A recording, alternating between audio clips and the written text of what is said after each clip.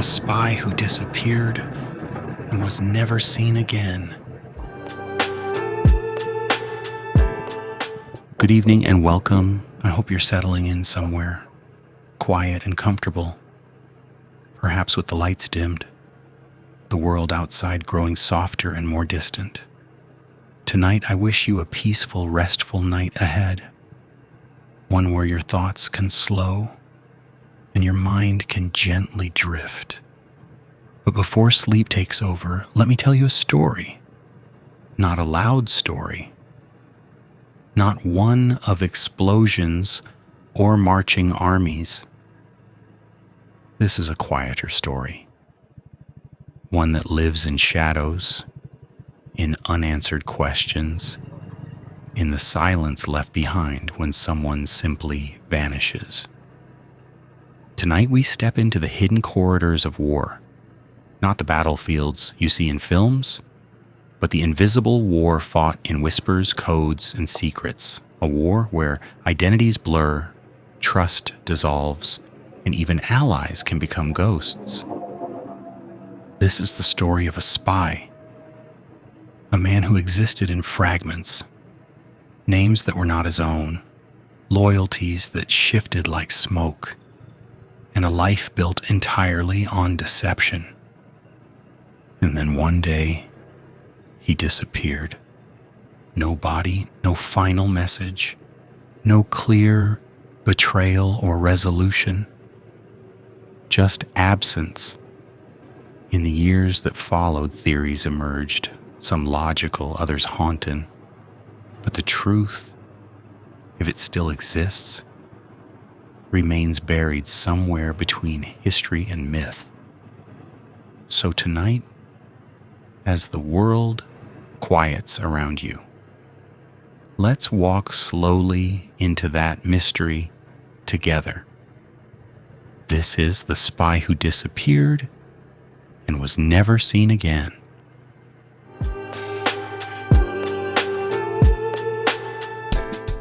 War, in its simplest form, is often remembered through lines on a map. Territories gained, cities lost, dates etched into textbooks. But beneath those visible movements lies another war entirely. One without uniforms, without clear victories, and often without endings.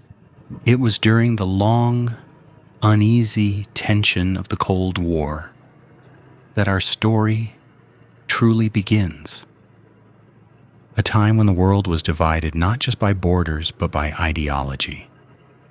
East and West watched each other carefully, suspiciously, like two strangers locked in a quiet room, each waiting for the other to make the first move. In this atmosphere, intelligence became everything, and men like him became invisible.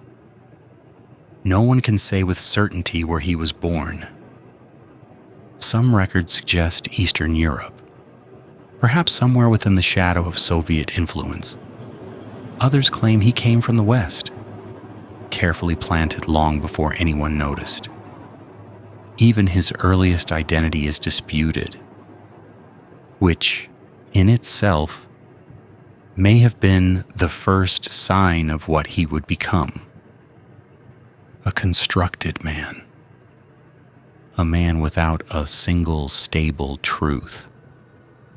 He would eventually become known, at least in fragments, under several aliases, names that appeared briefly in documents, then vanished, each one attached to a different life, a different profession, a different loyalty. But before all of that, he was simply a recruit. Recruitment during the Cold War was rarely dramatic. There were no grand speeches or heroic calls to action. It was quieter than that, almost mundane. A conversation, a suggestion, a test. Perhaps he was approached in a university cafe or during military service, or maybe through a colleague who wasn't who they claimed to be. However it happened, one thing is certain. He said yes. Not everyone did. To say yes meant stepping into a life where truth was optional, where identity could be erased and rewritten, and where trust, once given, could never be fully reclaimed. But some men were drawn to it, not for glory, but for purpose, or perhaps for the strange freedom that comes from living without a fixed self. Training transformed him. He learned languages, not just fluently, but naturally, absorbing accents, gestures, cultural habits. He learned how to disappear in plain sight, how to become forgettable. He studied human behavior, the subtle cues that reveal fear, hesitation, deception. He practiced holding eye contact just long enough, speaking just casually enough, existing just convincingly enough to never be questioned. And most importantly, he learned patience. Because espionage is not about action. It is about waiting. His first assignments were small, courier work, observation, reporting movements that at the time seemed insignificant. But intelligence is rarely about what matters now. It is about what might matter later. And slowly, as his handlers grew more confident, so did his responsibilities. He moved across borders, sometimes legally, sometimes not. He carried information that could alter negotiations, influence military decisions, shift the balance of power ever so slightly. And yet no one watching him would have noticed anything unusual. That was the point. At some stage, though records remain unclear, he became connected to one of the most significant intelligence structures of the Eastern Bloc, the KGB. Or at least, that is what some believe. Others argue he was working for the West all along, possibly tied to the CIA. And here lies the first real fracture in his story, because there is evidence, however fragmented, that suggests something far more dangerous. He may have been working for both. Double agents were not uncommon during the Cold War, but they were extraordinarily difficult to control. A man feeding information to two opposing powers exists in a constant state of imbalance. One mistake, one inconsistency, one moment of hesitation, and the entire structure collapses. Execution was often the consequence. Quiet, efficient, untraceable.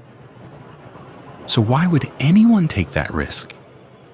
Sometimes it was ideology, sometimes coercion, and sometimes something far more complex.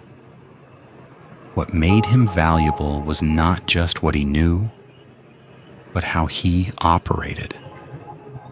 He avoided attention even within his own networks. He limited contact. He followed instructions precisely, but never excessively. He understood that the more visible he became, the closer he moved to exposure. He was in many ways the perfect spy, which is exactly what made him so dangerous. By the late stages of his career, his movements became harder to trace. Files referencing him became increasingly classified, then fragmented, then missing altogether. Certain operations, now declassified decades later, contain echoes of his presence. A report delivered just in time. A warning that prevented escalation, a leak that shifted diplomatic pressure. But never a name, never a face, just a shadow moving quietly through history. And then there were the inconsistencies. Small at first. A message delivered in a slightly different code structure. A delay that could not be easily explained. A piece of intelligence that seemed almost too perfect. Handlers began to question. Not openly, not yet, but in the world of espionage, doubt spreads quickly and silently. One report in particular raised concern. It contained detailed information about a planned operation, but also included something unusual, a subtle inaccuracy. Not large enough to be obvious, but precise enough to be intentional. A test, perhaps, or a signal. From that moment on, something shifted. Surveillance increased. Communications were monitored more closely. And somewhere, in offices filled with quiet suspicion, a question began to form. Who was he really working for? The answer never came, because before any confrontation could take place, before any arrest, any interrogation, any confirmation of betrayal, he disappeared. Not dramatically. No chase, no gunfire, no last known sighting. Just gone. One day he was part of the system. The next, he was no longer there. No exit records, no recovered body, no confirmed defection. Only silence. And in that silence, something unsettling lingered. Because spies do vanish. They are captured. They are eliminated. They defect. There are explanations. But this was different. It was as if he had never truly existed at all. There is a moment in every intelligence operation when silence becomes louder than action. Not the expected silence, the kind that follows a completed mission or a routine transmission, but a different kind. A silence that lingers too long, stretches too far, and begins to feel deliberate. That is how they first noticed. It began with something small, a missed check-in. In the world of espionage, communication is never casual. Every message, every signal, every scheduled contact exists within a carefully constructed rhythm. Break that rhythm even once, and it draws attention. At first, it was dismissed. Delays happen, weather interferes, human error, even among the most disciplined. But then came the second absence, and the third. By then, the tone had changed. What had once been routine monitoring shifted into something more focused, more uneasy. Analysts began retracing his recent movements, carefully, methodically, looking for any sign that this silence had a cause. What they found was nothing. His last confirmed activity was unremarkable. A routine transfer of information, coded, precise, consistent with his previous work. No signs of distress, no hidden messages, no indication that anything was wrong. If anything, it was too normal. And that in itself was troubling. The location of his last operation remains disputed. Some sources point toward a divided European city, possibly Berlin, where East and West existed side by side, separated not just by walls, but by ideology, surveillance, and constant tension. Others suggest he had moved further east, operating within deeper layers of Soviet-controlled territory, places where disappearance was not uncommon and rarely investigated beyond necessity. But wherever he was, the result was the same. He vanished without a trace. No border crossings were recorded under any of his known identities. No financial activity, no intercepted communications, no sightings. It was as if he had stepped out of the world entirely. At this point, both sides, whether knowingly or not, began asking the same question. Was he taken?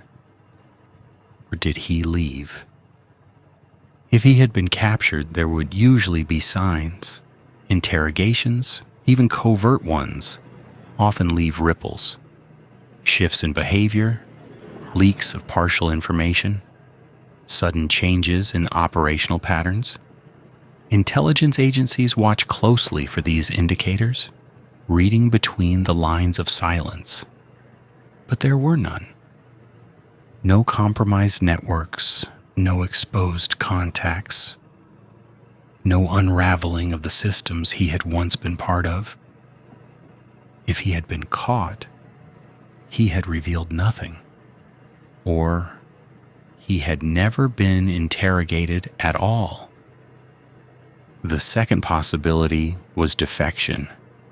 It was not unheard of. During the Cold War, individuals on both sides crossed over, sometimes for ideology, sometimes for survival, sometimes for reasons that remain unclear even today. One of the most well-known examples is Kim Philby, a man who spent years within British intelligence before ultimately escaping to the Soviet Union, leaving behind a legacy of betrayal and unanswered questions. But defections, unlike disappearances, tend to surface.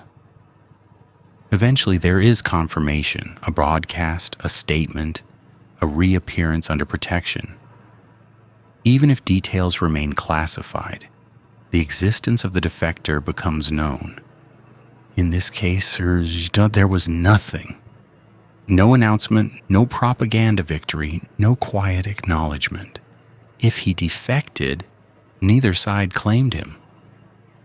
Which leads to a third possibility, one that intelligence agencies rarely like to admit. He may have walked away, not defected, not captured, not killed, simply is gone. It sounds almost impossible. A man so deeply embedded in the machinery of espionage, so carefully monitored, so thoroughly documented, how could he simply disappear by choice? And yet, when analysts revisited his history, certain details began to feel different. He had no fixed identity, no confirmed family, no long-term personal connections, no visible attachments that could anchor him to a specific place or life. Everything about him had been constructed for flexibility, for movement, for adaptation. In many ways, he had already been living as someone who didn't exist, so perhaps the final step was simply to stop pretending otherwise. There were whispers, unconfirmed, scattered across reports and personal accounts. A man seen in a coastal town, speaking with a faint but unplaceable accent.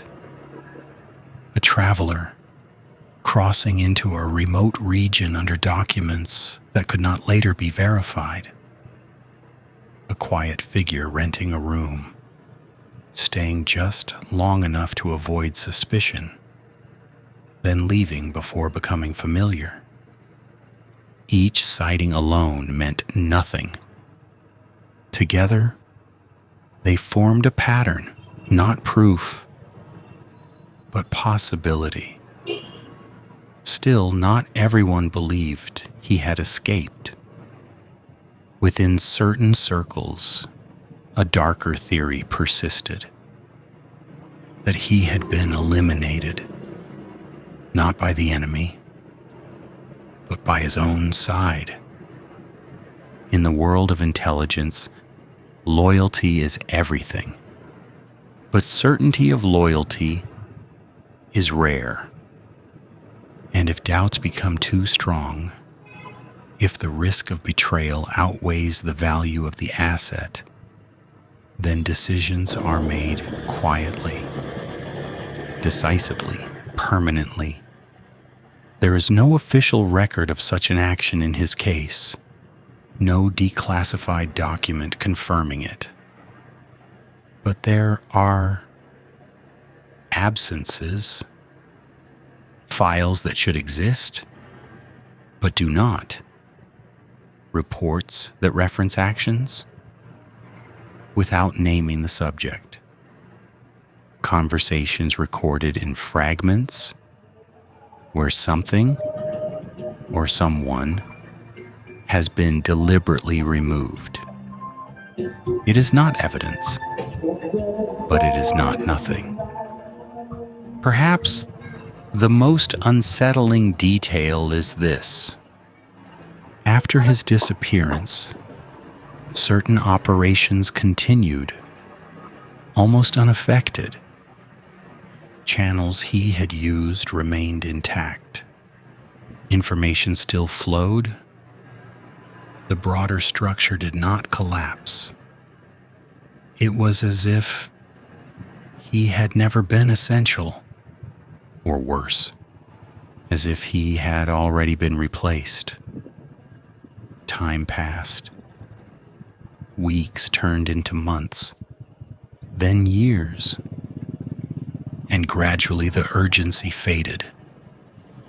New operations emerged. New agents were recruited. New tensions demanded attention. The Cold War moved forward as it always did, quietly, relentlessly, and his absence became just another unsolved anomaly. But for those who had worked closest to the edges of his world, the questions never fully disappeared. Because his case did not end with failure. It ended with uncertainty. And in espionage, uncertainty is the most dangerous outcome of all. Was he a loyal agent, lost to circumstances beyond control? A double agent, removed before he could cause damage? A defector, hidden so well that even history could not find him? Or something else entirely? A man who had spent so long becoming no one, that in the end he succeeded completely?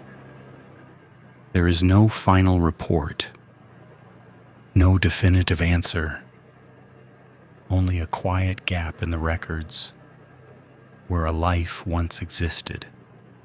And perhaps somewhere far from the places where his story began, there was a man who woke each morning without a name, without a past, and without anyone searching for him anymore. In the years that followed his disappearance, the world did not stop. It never does. The long tension of the Cold War continued to unfold in quiet negotiations, proxy conflicts, and carefully measured restraint. Government shifted, leaders changed, and eventually, even that era came to an end. But some stories, like his, do not belong to history in a clean or complete way. They linger. At first, his case remained active. Files stayed open. Analysts revisited old reports. Supervisors requested updates that never came.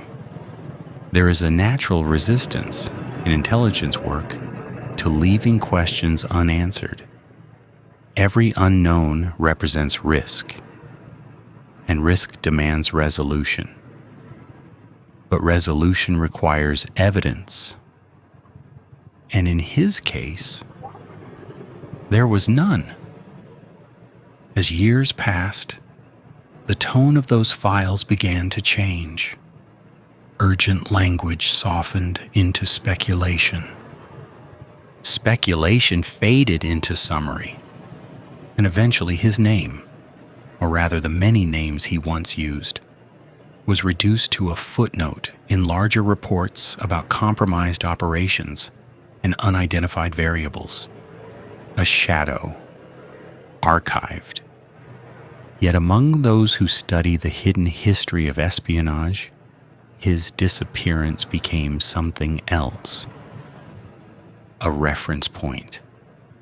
A quiet example of what happens when identity once fractured can no longer be reassembled. There is a concept often discussed in intelligence circles, though rarely in official documents. The idea that a person can go too far into their constructed roles and lose the ability to return. Not physically, but psychologically. For most agents, there is still a core self, a memory of who they were before the training, before the assignments, before the layers of deception. That core acts as an anchor, something to return to. But what if that anchor no longer exists? In reviewing his history, certain patterns stand out. He did not maintain long-term relationships. He avoided personal attachments. He adapted too easily, too completely, to each new identity. At first, these traits made him effective. But over time, they may have done something else. They may have erased him. Consider what it means to live without a fixed identity. To wake up not just in a different place, but as a different person. To speak, think, behave according to a role that must feel real enough to convince others, and eventually yourself. At what point does the performance stop being a performance? At what point does the mask become the face? Some analysts, years later, began to entertain a theory that had once seemed too abstract, too psychological to be taken seriously. That his disappearance was not an event, but a process, not a sudden decision to leave, not a single moment of escape, but a gradual detachment from everything that defined him within the system. Until one day, there was nothing left to hold him in place. If that is true, then his final act was not betrayal or defection or even survival. It was transformation. There are rare accounts, unverified but persistent, of individuals encountered in remote parts of the world during the late Cold War years. Men who spoke multiple languages but claimed no origin. Men who carried themselves with discipline, awareness, but avoided any discussion of their past. Men who seemed, in subtle ways, out of sync with ordinary life. One such account describes a man living quietly near a coastal region in southern Europe. He rented a small home, paid in cash, and kept to himself. He read often, walked at odd hours, observed more than he spoke. When asked where he was from, he reportedly smiled, paused, and said, "Nowhere that matters anymore." It is impossible to verify whether that man was him, but the detail lingers. Not because it proves anything, but because it feels consistent. Of course, not everyone accepts this interpretation. There are those who insist on more concrete explanations. That he was eliminated quietly, his existence erased to protect larger operations. That he defected under conditions so sensitive they remain classified even now. That he became a pawn in a deeper game, one that has yet to fully surface in declassified archives. These theories are not without merit. The world of intelligence is built on secrets, layered within secrets. And history has shown time and again that truths can remain hidden for decades. But even if one day a document is uncovered, a file declassified, a name confirmed, there is a possibility that it will not answer the most important question. Not what happened to him, but who he truly was. Because in the end, that may be the real mystery. Not his disappearance, but his identity. Was he ever a single person with a single past? A single set of beliefs? Or was he always a collection of roles, carefully constructed, carefully maintained, until they no longer needed a foundation? There is something quietly unsettling about that idea. That a person can exist so completely within systems of secrecy and deception that when they finally step away, there is nothing left behind. No trace that can be followed. No story that can be completed. No self that can be recovered. And perhaps that is why his story endures. Not because of what we know, but because of what we don't. In a world where information is power, where knowledge is control, his disappearance represents the opposite. A complete absence of certainty. And maybe somewhere in that absence, there is a kind of freedom. Not the freedom of victory, not the freedom of escape, but the quiet, unsettling freedom of becoming unknowable. A man who was once watched by nations, searched for by agencies, defined by secrets, reduced finally to nothing more than a question. And perhaps that was the only way he could ever truly disappear.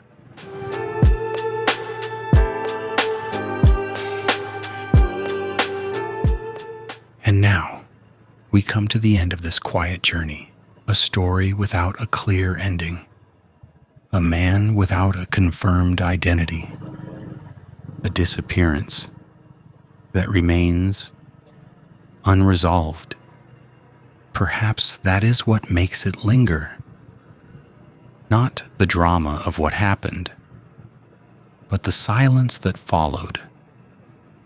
Because in that silence we are left to reflect, not just on him, but on the nature of secrecy itself, on the fragile line between truth and illusion, between who we are and who we pretend to be. In the world of espionage, disappearing is always a possibility, but vanishing completely, without explanation, without consequence, without closure. That is something far rarer. As you settle deeper into the night, maybe let this thought drift with you. Some stories are not meant to be solved. Some lives are not meant to be fully understood. And some people leave behind nothing but questions. Thank you for spending this time here, listening, imagining, and reflecting. I hope this story has brought you a sense of calm curiosity, a quiet space to think, and perhaps to let go of the need for answers. Now, as the world grows still and your thoughts begin to soften, I wish you a peaceful night. Sleep well and drift gently into rest. Good night,